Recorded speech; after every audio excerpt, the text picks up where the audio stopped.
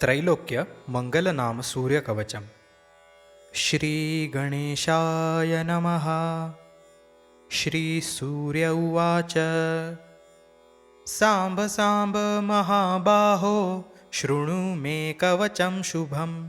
त्रैलोक्यमङ्गलं नाम कवचं परमाद्भुतं. यज्ञात्वा मन्त्रवित् सम्यक् फलं प्राप्नोति निश्चितं. यद्धृत्वा च महादेवो गणानामधिपोऽभवत्.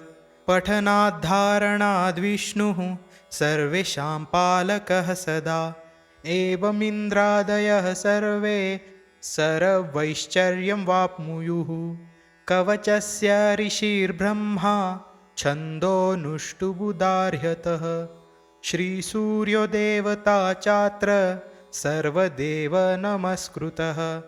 यश आरोग्यमोक्षेषु विनियोगः प्रकीर्तितः.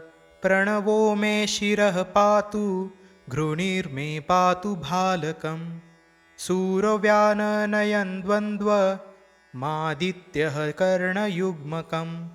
अष्टाक्षरो महामन्त्रः सर्वाभीष्टफलप्रदः. ह्रीं मे मुखं पातु हृदयं भुवनेश्वरी. चन्द्रबिम्बं विंशदाद्यं पातु मे गुह्यदेशकम्. अक्षरसौ महामन्त्रः सर्वतन्त्रेषु गोपितः. शिवो वह्निसमायुक्तो वामाक्षी बिन्दुभूषितः. एकाक्षरो महामन्त्रः श्रीसूर्यस्य प्रकीर्तितः. गुह्याद्गुह्यतरो मन्त्रो वाञ्छाचिन्तामणिः स्मृतः. शीर्षादिपादपर्यन्तं सदा पातु मनुत्तमः. इति ते कथितं दिव्यं त्रिषु लोकेषु दुर्लभं.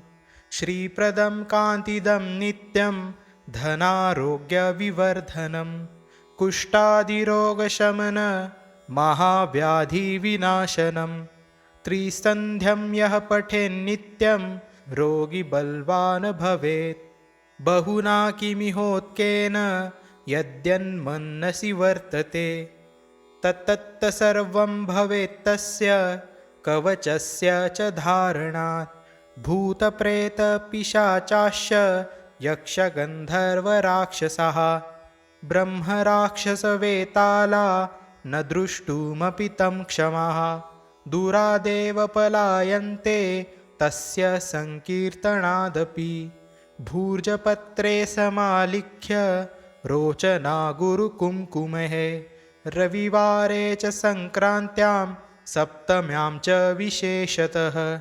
धार्येत् साधकश्रेष्ठः श्रीसूर्यस्य प्रियो भवेत्. त्रिलोहमध्यगं कृत्वा धारयेत् दक्षिणे करे.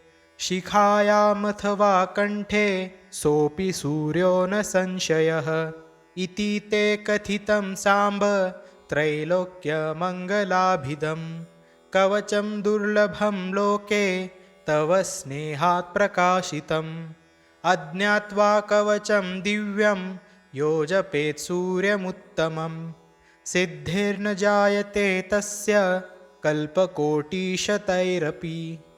इति श्रीब्रह्मयामले त्रैलोक्यमङ्गलं नाम सूर्यकवचं सम्पूर्णम्.